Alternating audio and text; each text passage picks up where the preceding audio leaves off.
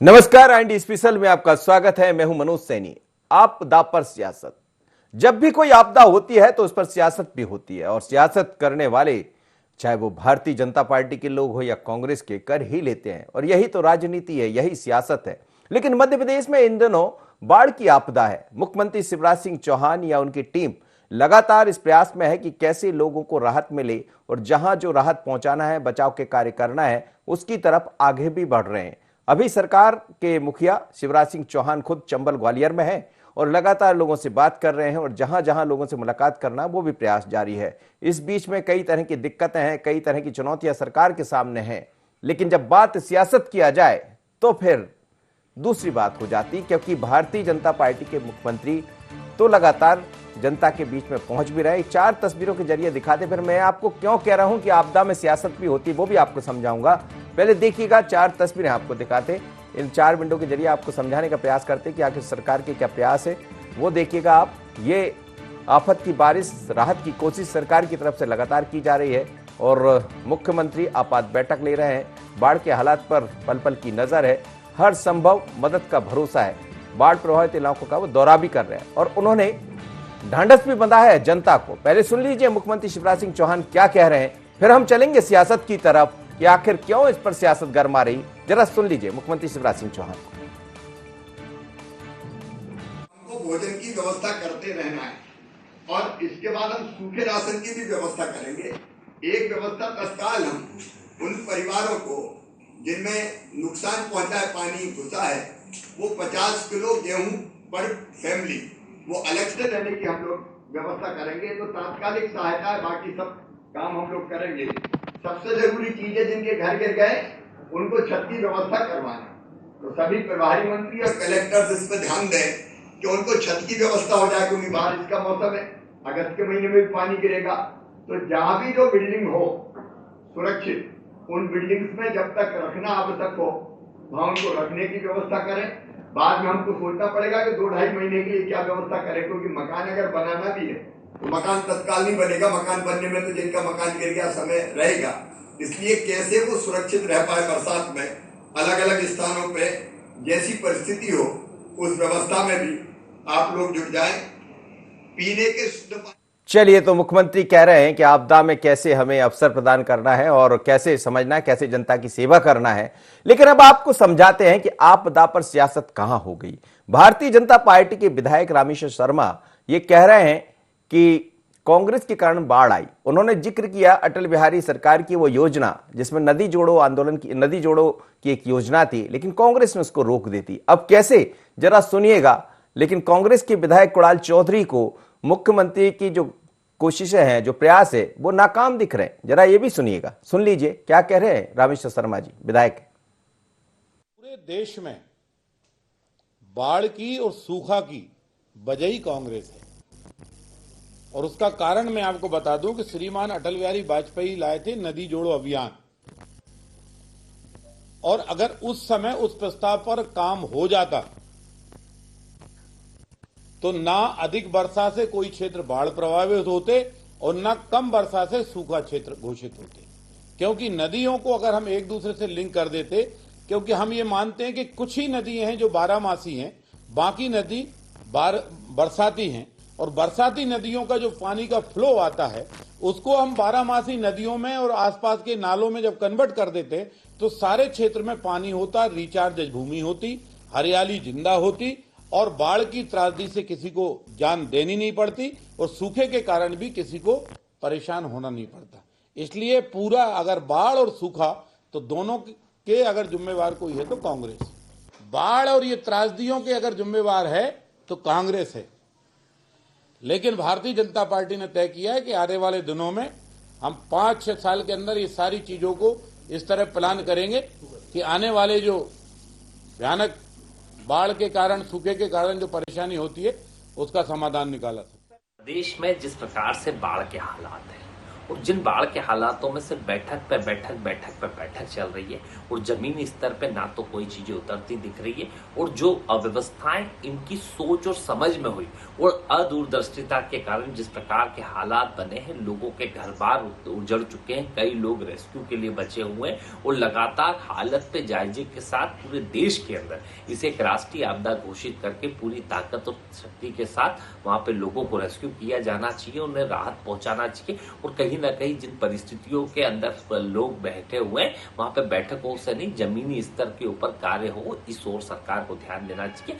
सिर्फ दिखावे के लिए, सिर्फ सोच के लिए, बतावे के लिए काम नहीं, बाकी सब चीजें बाद में होगी। पहले लोगों को राहत और कहीं ना कहीं रेस्क्यू किया जाए, ये सबसे महत्वपूर्ण बात है। चलिए, तो आपने सुन लिया, दोनों विधायक हैं और मेरे साथ इस वक्त रामेश्वर शर्मा जी जुड़ रहे हैं, विधायक है भारतीय जनता पार्टी के, साथ ही पीसी शर्मा जी है, पूर्व मंत्री और कांग्रेस के विधायक भी हैं, संदीप पौराणिक जी हैं, वरिष्ठ पत्रकार, मेहमानों को बहुत स्वागत है। रामेश्वर शर्मा जी, आपने नदी जोड़ो आंदोलन की बात कही, नदी जोड़ो कार्यक्रम जो था, जो अटल बिहारी सरकार का, उसका आपने जिक्र किया, क्या वास्तव में यही जिम्मेदार है बाढ़ के लेकर? नहीं, आप मुझे बताइए कि भारत की जो भौगोलिक संरचना है वो तो भारत की सरकार और भारत स्टेट गवर्नमेंटों पर है ना। जी जी। बाढ़ कहाँ से आ रही है? पानी के ही कारण आ रही है ना। क्या हम जो नदियां हमारी प्राचीन थी, उन नदियों को हम सुरक्षित रख पाए? अगर नदी जोड़ो अभियान हम ठीक से इसको ले लेते, ये जरूरी नहीं कि अटल जी ने ये अभियान लिया, पहले राजीव गांधी जी भी कर सकते थे, कोई परेशानी नहीं, इंदिरा जी भी कर सकती थी। पर इस अभियान की जरूरत है क्योंकि भारत का जो भौगोलिक संरचना है, ये आप देखते हैं, जल जंगल जमीन की सुरक्षा के साथ साथ हमको इस बात पर ख्याल देना पड़ेगा कि कहां से पानी आता है और कहां पानी जाता है। आज हमने इस दिशा पे कभी सोचा नहीं, केवल हमने उन नदियों की चर्चा हर हमेशा की जिन नदियों से कभी रेत हुई, कभी कुछ दूसरा हुआ, खनिज हुआ, तो उन नदियों पर सोचा, लेकिन बाकी नदियों पर तो हमने कोई विचार ही नहीं किया। तो जब नदियों के बहाव बदल गए, नदियों के स्थान बदल दिए गए, पानी रोक के कर लिए, तो आखिर कहां से होगा? अगर अटल बिहारी वाजपेयी जी ने यही तो योजना लाए थे कि भैया सारी नदियां 12मासी कर दो और पानी का बहाव इस तरह डिवाइड कर दो कि पानी का जो तेज बाढ़ आती है वो उस आपदा से रोका जा सके। ये प्लान है और ये प्लान हकीकत है, कोई मतलब अव्यवहारिक नहीं है, व्यवहारिक प्लान है। और माननीय मनमोहन सिंह जी के शासन में 10 साल में इस प्लान पर कोई काम नहीं हुआ जी। ये प्लान पे काम तो शुरू से ही होना चाहिए था, क्योंकि भारत तो नदियों का ही देश है ना साहब। जी जी। इस देश में नदियों का महत्व भी है, लेकिन हम देख रहे हैं हमारे देखते देखते ही कई नदियां खत्म हो गई, विलोप हो गई। जब बाढ़ आती है तो वो नदियों का बहाव ऐसा लगता है खेत तालाब बन जाते हैं, 3 दिन 4 दिन बाद जाओ तो नदी ढूंढने नहीं मिलती, वहां नदी कहाँ गई। नहीं, अब तो आपकी सरकार है, केंद्र और राज्य में आप जुड़वा दीजिए नदियों को, उसमें क्या। और अभियान चल रहा है, आपने देखा होगा कि पिछले दौरान जो है पूरे देश भर के अंदर नदियों पर काम हुआ और मध्य प्रदेश में भी 3 नदियों को जोड़ने का काम हुआ। और नर्मदा जी का पानी अगर अपने इतनी जगह बांटा है तो बांटने के कारण ही है कि हमें जो पानी मिल रहा है उस पानी से शहर और खेती दोनों को सिंचित कर रहे हैं। शहर को पीने का पानी दे रहे हैं और खेती के लिए पानी उपलब्ध करा रहे हैं। पीसी शर्मा जी, कांग्रेस के कारण बाढ़ आई है, यदि पहले से आपने ध्यान दिया होता तो ऐसा नहीं होता। नाश्ते नहीं आए तो आंगन टेढ़ा। एक तो ये बाढ़ जो आई, आजकल मौसम विज्ञान इतना प्रभावशाली हो गई, पहले पता लग जाता है कि कितना पानी गिरेगा, कहाँ बाढ़ आएगी। कि कोई व्यवस्था नहीं की इनने, और ये कर रहे हैं कि अटल बिहारी वाजपेयी जी को किसी ने रोका था क्या करने के लिए कि नदियों की जोड़ दो? चलो मनमोहन जी की समय नहीं हुआ, ये 7-8 साल से मोदी जी की सरकार ही क्या कर रहे हैं ये लोग? ये केवल उत्सव मनाते हैं, ये लोगों को बेवकूफ बनाते हैं कि 2 करोड़ लोगों को रोजगार देंगे, ये कहते हैं 15 लाख आपके अकाउंट में डालेंगे। ये बेवकूफ बनाने के अलावा कोई काम नहीं। 5 महीने का राशन देंगे। ये सरकार जो आई सरकार है, ये लाखों लोगों को मार डाला कोरोना से, कोई व्यवस्था की नहीं। 7 तारीख से दे रहे हैं ना, पूरा राशन बांटने वाले हैं। अरे कहाँ दे रहे हैं? कुछ नहीं दे रहे हैं, ये केवल उत्सव है। लोग मर रहे हैं और ये उत्सव मना रहे हैं। दूसरा, ये कुएं में लोग दह गया तो उसमें मर गए, तो अवैध वो शराब, जहरीली शराब पिला दी, उसमें लोग मर गए, बाढ़ में मर गए। ये तो सरकार जब से आई है मरने के अलावा कोई काम ही नहीं हो रहा है। बाकी तो स्थितियां सब बंद पड़ी हुई हैं, लोग बेरोजगार हो गए। नहीं, लेकिन अटल जी की 35 योजना, अटल जी लाख की लोग योजना तो अच्छी थी बेरोजगार हुए पीसी शर्मा जी, हैं। अटल ये जी की की योजना तो नहीं। अच्छी थी। अरे वो क्या, अटल बिहारी वाजपेयी जी को किसने रोका था? उसके सब मंत्री थे, अडवाणी जी मंत्री थे, पूरा वो था। 6 साल चली सरकार, किसने रोका था? वो 8 साल 6 इनको हो साल में गए उन्होंने मोदी कुछ जी को। किया था, बाद में आपकी सरकार आई तो वो कह रहे 8 हैं। साल अभी मोदी जी की सरकार हो गया, क्या किया इनने? क्यों नहीं किया ये? भाई चलो मनमोहन जी ने नहीं किया, इनने क्यों नहीं किया? रामेश्वर शर्मा जी, ये रामेश्वर जी जी जी। जवाब दे दीजिए। नहीं, आप माननीय पीसी शर्मा जी हैं, ये तो परम ज्ञानी जी हैं, उनको क्या कहें। वो तो कहें मनमोहन सिंह जी को नहीं किया, अटल जी को किसने रोका था। भाई सरकार की ऐसा है कि एक प्लान होता है, कोई सरकार का प्लान अगर रुक जाता है तो उस प्लान, आज अगर अटल जी ने प्रधानमंत्री सड़क दी, अगर मनमोहन जी नहीं रोक पाए तो हम ये तो कह सकते हैं कि हर गांव तक सड़क पहुंच गई। पहुंची कि नहीं पहुंची, बताएं, जवाब दें। और अगर अटल जी की सरकार की प्लान को, प्रधानमंत्री सड़क को मनमोहन जी रोक देते और आगे नहीं चल पाते तो क्या गांव तक सड़क पहुंचा पाते हम? तो ये हर सरकार का ये दायित्व होता है। इससे मतलब ये नहीं, मैंने तो पहले ही कहा कि श्रीमती इंदिरा गांधी जी भी चला सकती थी, लेकिन आज पानी, ये तो और नर्मदावासी हैं, ये तो नर्मदा के तट पर रहते हैं, इनको तो मालूम है ना कि पानी का बहाव कैसा आता है।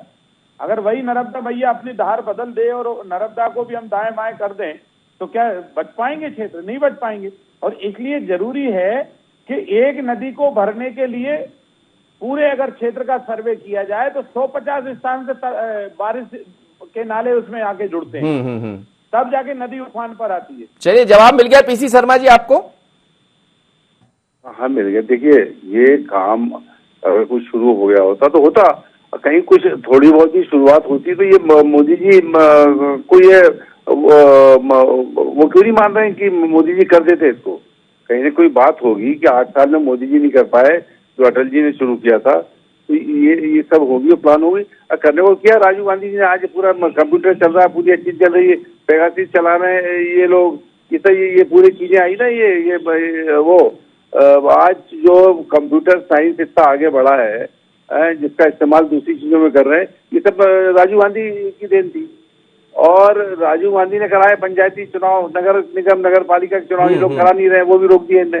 तो ये हर सरकार का एक अपना एजेंडा होता, करते हैं। लेकिन अटल बिहारी जी ने अगर चालू किया था, तो अगर चालू हो गया होता तो मनमोहन जी क्यों रोकते? चलिए, मैं लौट रहा हूं सर, आपसे भी बात करूंगा। आप दोनों सभी मेहमान बने रहिएगा। संदीप पौराणिक जी मेरे साथ जुड़े हैं, आप दोनों की बातों पर एक प्रतिक्रिया ले लूं। संदीप जी, आप दोनों को सुन रहे हैं, बहुत ही दोनों जिम्मेदार हैं, लेकिन रामेश्वर शर्मा जी कह रहे हैं कि कांग्रेस के कारण बाढ़ आई। यदि वो स्थिति अटल बिहारी वाजपेयी की जो योजना तो अच्छी थी, उस पर कई बार चर्चा भी हुई है, लेकिन क्या ऐसे दौर में ऐसे कामों की याद आती है या ये सियासत है?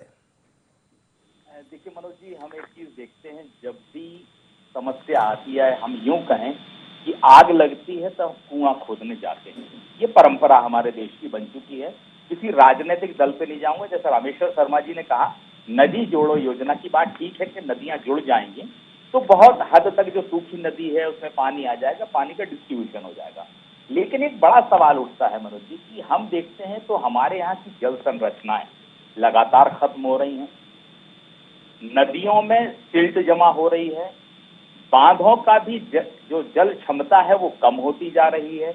इन चीजों पर सरकारी तौर पर कागज पर काम बहुत होता है, लेकिन हकीकत में वो नहीं होता, क्योंकि बांधों की सिल्ट सफाई वर्षों कागजों पे होती रहती है, लेकिन वो जब उनका जल स्तर तेजी से बढ़ जाता है, मतलब पानी की जो क्षमता होती है वो कम कैपेसिटी हो जाती है उनकी, पानी कम आता है और बांध भर जाता है, गेट खोलने पड़ते हैं। एक चीज हमारे यहाँ दुर्भाग्य ये है, हम कहें कि एक विकास की बात होती है, विकास के कारण हमारी सबसे ज्यादा अगर किन्हीं चीजों पर असर पड़ा है तो वो हमारी नदियां हैं, जल संरचनाएं हैं। हम देखते हैं कि नदियों के किनारे बड़े बड़े मकान बन गए हैं, बड़ी बड़ी फैक्ट्रीज लग गई हैं।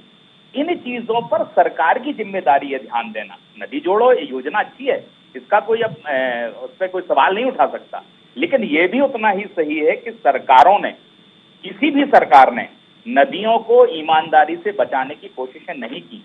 हम किसी भी इलाके में चले जाएं, आज से 25 साल पहले, 30 साल पहले जिस इलाके में 10 तालाब हुआ करते थे, वहां 4 और 5 बचे हैं। जो बचे हैं वो बहुत सिकुड़ गए हैं। तो पहले तो ये कोशिश होनी चाहिए कि पानी जो बरसता है, बहता है, उसे रोका जाए, संरक्षित किया। जब तक हम रोकेंगे नहीं तब तक बाढ़ की स्थितियां बनती रहेंगी और ये आपदा हमेशा आएगी। बिल्कुल आप ठीक कह रहे हैं। और आपदा में फिर सियासत भी होती है। रामेश्वर शर्मा जी, योजना बहुत अच्छी थी अटल जी की, इसमें कोई शक नहीं है, लेकिन हम देख रहे हैं कि ये चीजें बदली है। ना तो अब जलवायु का किसी को ख्याल है कि कैसे हमको इसको ठीक रखना है, ना हम ये समझ पा रहे हैं कि कैसे जंगलों को बचाया जाए।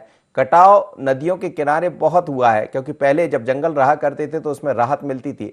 धीरे धीरे कर कर कई नदियां गायब हो गई, और जब ऐसी भयावह बाढ़ आती है तो ये स्थितियां बन जाती है। अब सरकारें आपकी भी चल रही है बीते 15 साल से। एक बात से बिल्कुल सहमत हूं कि गांव में, शहर में, चौतरफा अगर हम देखें तो जो प्राचीन चीजें थी वो खत्म हुई हैं। तालाब थे, बिल्कुल सही बात है कि तालाब पुर गए, या उनका खेती में उनको लोगों ने अतिक्रमण करके तब्दील कर दिया। हमारा भी कहने का आशय ये है, कोई मैं पर्टिकुलर कांग्रेस पर या पीसी शर्मा जी पर या किसी पर आक्षेप नहीं कर रहा, लेकिन भारत के नागरिकों को एक बार भारत भूमि के बारे में सोचना पड़ेगा, क्योंकि आखिर हम जो आपदा आए तभी हम उस पर विचार करें, ऐसा नहीं है। ये बात भी सही है कि पुराणिक जी ने कहा कि जो तालाब या नदियां पुर रही हैं, अगर नदियों का गहरीकरण करें तो उस पर भी टीका टिप्पणी हो जाते हैं। भारत एक ऐसा देश बन गया है कि जिनको सबको जो ज्ञान लगाना होता है वो भारत में लगाते हैं। अगर दूसरे देशों में चले जाओ, उनको एयरपोर्ट बनाना होता है तो वो अपनी जहां चाहे जंगल पहाड़ तोड़ के बना लेते हैं। हम कुछ भी करें तो तालाब की गहरीकरण करें तो उस पर भी विवाद होने लगता है। तो सवाल है कि भारत के नागरिकों को कम से कम ये दृष्टिकोण तो रखना पड़ेगा कि भैया नदी नाले ये बरसाती पानी के साथ कचरा मिट्टी सब लेकर आते हैं, और इसके कारण पानी के भाव में आने वाला जो दलदल है वो जम जाता है, और नदी की गहराई और क्षमताएं कम हो जाती हैं, तलाई की गहराई और क्षमताएं कम हो जाती हैं। इनका अगर समय रहते ही इनका गहरीकरण या इनकी सफाई हो जाए तो मुझे लगता है कि ये बात सही है कि अगर ये पानी के स्टोरेज की क्षमता जहां 1000 लीटर चाहिए, अगर वहां 200 लीटर है तो 800 लीटर पानी तो व्यर्थ बहने ही वाला है ना। वो 800 लीटर मिलके पूरे देश में हल्ला मचा देगा, वो तूफान खड़ा कर देगा, वो पानी की बाढ़ की स्थिति पैदा कर देगा। नहीं, लेकिन आप लोग लगातार मेहनत कर रहे हैं, बचाव कार्य दिख रहे हैं, लेकिन मेहनत देखिए, ये बात ये सही है, पूरी सरकार लगी है, मुख्यमंत्री जी लगे हैं, मिनिस्टर लगे हैं, भारत सरकार ने, माननीय प्रधानमंत्री जी ने, माननीय गृह मंत्री जी ने, भारत सरकार ने सेना दी है, सब कुछ है, लेकिन फिर भी इस बात का दर्द हम सबको है कि जिनके घर उजड़ जाते हैं बचने में बहुत वक्त लगता है। लेकिन वो कुणाल चौधरी कह रहे थे, कांग्रेस कह रही है कि आपने कुछ नहीं किया, उनको नहीं दिख रहा रेस्क्यू ऑपरेशन। देखिए, उनके हाथ जोड़ता हूं, वो जाने, उनको जो बोलना है बोलें। ये इसमें ना हमें किसी की सर्टिफिकेट की जरूरत है, और ये बात सही है कि जिसके घर उजड़ते ही ये दर्द वही जानता है। लेकिन सरकार अपनी जवाबदारी के साथ पुलिस, सेना और डॉक्टर और भोजन की व्यवस्था, सूखा राहत, स्कूल खुलवा रहे हैं, प्राइवेट धर्मशालाएं ले रहे हैं, खाने की व्यवस्था कर रहे हैं, भोजन के पैकेट दे रहे हैं। आसपास के क्षेत्रों में कई ऐसे लोग भी हैं जो स्वयं प्रेरणा से उनको खाना उपलब्ध करा रहे हैं, कपड़े गीले हो गए तो बच्चों के लिए, बड़ों के लिए कपड़े दे रहे हैं। तो ये समाज भी उठकर सामने आया, लेकिन विपदा आए तब हम इस पर डिबेट करें, ये अच्छा नहीं है। पुराणिक जी की एक बात से मैं सहमत हूं कि हम सब लोगों को ये नैतिक जवाबदारी है कि ये जो प्रकृति ने जो चीजें दी हैं, जो हमारे पूर्वजों ने तालाब, नदी, नाले हमको दिए हैं, उनको अगर हम सुरक्षित नहीं रखेंगे तो एक दिन इस आपदा का सामना करना बिल्कुल सही कह रहे हैं पीसी शर्मा जी, ये तो सब करना ही पड़ेगा। लेकिन आपको क्यों नहीं दिख रहा है कि सरकार बचाव कार्य कर रही? मुख्यमंत्री खुद बने हुए हैं, गृह मंत्री जी को हमने देख लिया, उसके बाद भी आपके विधायक कह रहे हैं कहीं कुछ नहीं है, आप भी कह रहे थे। और ऐसा एक चीज अलग कही थी, वैसे कम से कम रामेश्वर जी ने मान लिया कि केवल कांग्रेस दोषी नहीं है, और पुराने जी कहा कि कागजों पे सब स्कीम बन जाती है लेकिन कार्यों पे पंडित नहीं होती। देखिए, ये मौसम विभाग, आजकल साइंस इतना ज्यादा एडवांस हो गया है कि पहले चीजें पता लग जाती कि इन इलाकों में यहाँ से ये सिस्टम बन गया है और यहाँ पानी ज्यादा गिरेगा तो बचाव के काम, लोगों को वहां से बाहर निकालने के काम वो पहले होते तो कई लोगों की जान बच जाती, जो लोगों की जान चली गई। बाढ़ आती, घर उजड़ता, लेकिन जान तो बचती। और अब उसके बाद जो स्थिति है, जो 3-4 दिन में स्थिति बनी है कि हम दूसरी चीजों में लगे रहे, उस समय वो किया नहीं। तो कुल मिलाकर ये है। और दूसरा ये है कि अब रामेश्वर जी मोदी जी को सलाह दें, और नदी जोड़ने वाला जो स्कीम अटल जी की जो कागजों में है उसको कैसे किया जाए। ये 2-3 साल अभी उनके बच्चे हैं, उसमें ये कर लें इसको, तो आगे आने वाले समय में ये बाढ़ का जो प्रकोप जिस तरह से भयावह हो गया है कोरोना की तरह, वैसा ना होगा, लोगों की जान बचाए। और दूसरी बात ये है कि हम कांग्रेस के भी जितने विधायक हैं, डॉक्टर गोविंद सिंह जी से लेकर सभी उस क्षेत्र के वैद्यनाथ कुशवाहा, ये सब लगे हैं वहाँ उस इलाके में, और भिंड के और सभी जगह के, किस तरह से लोगों को राहत दें, और राहत दे रहे हैं।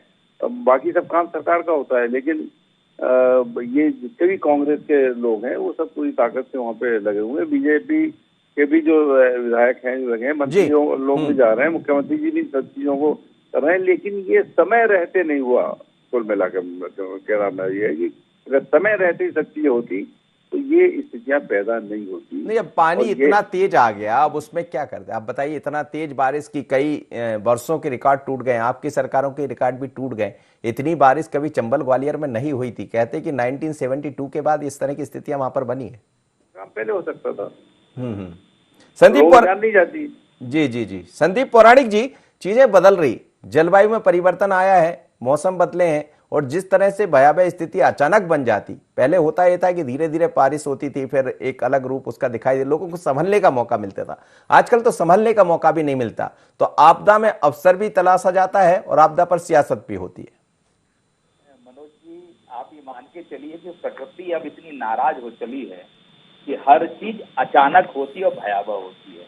कोरोना हमने देखा, बाढ़ भी हम देख रहे हैं।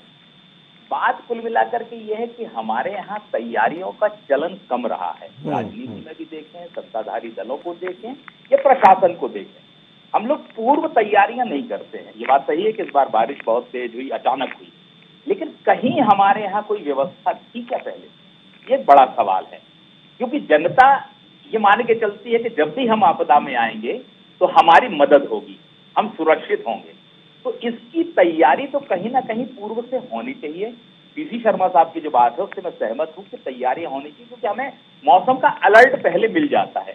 कहीं ना कहीं कोई चूक हो जाती है और वो आपदा को एक मौका दे देती है तबाही मचाने की। जहां तक आपने राजनीति की बात कही, तो दो राजनीतिक दल हैं तो वो अवसर तो खोजेंगे ही, चाहे आपदा हो या कुछ हो। अवसर खोजना उनका काम है। सत्ता पक्ष कहेगा हमने काम बहुत किया, विपक्ष उस पर सवाल उठाएगा, लेकिन इस सब का विश्लेषण करती है जनता। जो वहां लोग हैं वो महसूस करेंगे कि वाकई में सरकार ने, प्रशासन ने उनके लिए किया वो बेहतर था, उनकी जिंदगी बचाने के लिए पर्याप्त प्रयास किए गए। अभी तो सरकार नजर आ रही है कि पूरा काम कर रही, मुख्यमंत्री से लेकर पूरी सरकार जुटी हुई है। दूसरी तरफ हम देख रहे हैं तो कमलनाथ और कांग्रेस के लोग भी सक्रिय हैं जमीन पर। ये अच्छी बात है कि वोटर दोनों दलों का है और वे जनता की जान बचाने की कोशिश कर रहे हैं। लेकिन जहां तक आपने राजनीति की बात की है तो स्वाभाविक सी बात है, दोनों एक दूसरे की तरफ उंगली तो उठाएंगे, क्योंकि राजनीति जो उन्हें करना है। बिल्कुल सही कह रहे हैं आप रामेश्वर शर्मा जी। अब तो सरकारें आपकी, आपने एक बड़ा मुद्दा भी छेड़ दिया, नदी जोड़ों का। आपकी ही सरकार का प्रोग्राम था, तो क्या अब इस पर काम होगा? चलिए ठीक है, कांग्रेस ने गलती कर दी, कांग्रेस के कारण बाढ़ आ गई, लेकिन अब आपकी सरकारें ये गलती ना करें और वो जो आपका अभियान था वो आगे बढ़ जाए। लेकिन किसी काम को गति देने का मतलब ये है कि निरंतर करते रहना। अगर 10 साल का हमारा एक टाइम पीरियड था, उसको पीसी भाई समझ गए कि अगर वो कंटिन्यू होता, काम तो चल रहा है। अब जैसे मैंने कहा कि अटल बिहारी वाजपेयी जी ने प्रधानमंत्री सड़क बनाई, 5,77,000 गांव हैं। अगर कोई भी प्रधानमंत्री चाहे तो 5 साल में 5,77,000 गांव में सड़क नहीं बना सकता, लेकिन लगातार अगर एक प्रोग्राम चल रहा है। जी चलिए, मैं पीसी शर्मा जी से एक छोटी सी प्रतिक्रिया ले लूं। पीसी शर्मा जी, कई बार होता है कि काम रुक जाते हैं और उसमें सियासत आड़े आ जाती है। ठीक है, बहाना समय गलत है कि कांग्रेस को जिम्मेदार ठहराया उन्होंने और सरकारें आपकी रही है, लेकिन क्या कई बार ऐसे काम भी राजनीति में उलझ जाते हैं जिनकी जरूरत होती है? इनका काम तो एक ही रह गया कि पंडित नेहरू जी ने जो 15 अगस्त 1947 को भाषण दिया था, उसकी वजह से महंगाई बढ़ी और कांग्रेस की वजह से बाढ़ आई। अब बाकी अब कहेंगे कि कांग्रेस की वजह से आबादी बढ़ी और कांग्रेस की वजह से 2 करोड़ लोगों को रोजगार नहीं दे पाए, 15 लाख नहीं दे पाए। यही सब चीजें ये करते रहेंगे। बाकी इनके पास जो केवल नारेबाजी के अलावा और उसके अलावा कोई काम नहीं है। आज लोग परेशान हैं और निश्चित तौर पर मैंने तो सलाह दी है कि ये मोदी जी को कहें, अगर इनमें हिम्मत है साहब जो अटल जी ने शुरू की थी उसको आप पूरा करो। अगर ये जाके एक चिट्ठी भी लिख देंगे तो हम इनका आभार मानेंगे। चलिए सर, बहुत बहुत धन्यवाद आप सभी मेहमानों को मेरे साथ जुड़े। लेकिन जब कभी कोई आपदा होती है तो आपदा में अवसर भी तलाशा जाता है और आपदा पर सियासत भी देखने को मिलती है। अभी हाल में स्थितियां भयावह है, जैसा हम देख रहे हैं। सरकार लगातार ये प्रयास कर रही है कि जो बर्बादी है उसको रोका जाए, जो बचाव के कार्य है उसको बढ़ाया जाए, और खुद जब मुखिया मैदान में होंगे तो बाकी लोग तो काम करेंगे ही। लेकिन अभी ये भी नजर आने लगा है कि आपदा पर सियासत हो रही। क्या बाढ़ के लिए कांग्रेस जिम्मेदार है? बड़ा सवाल, क्योंकि उसके पीछे कुछ तर्क भी है बीजेपी के। आज इतना ही, मुझे दीजिए इजाजत। बने रहिए IND 24 पर। नमस्कार।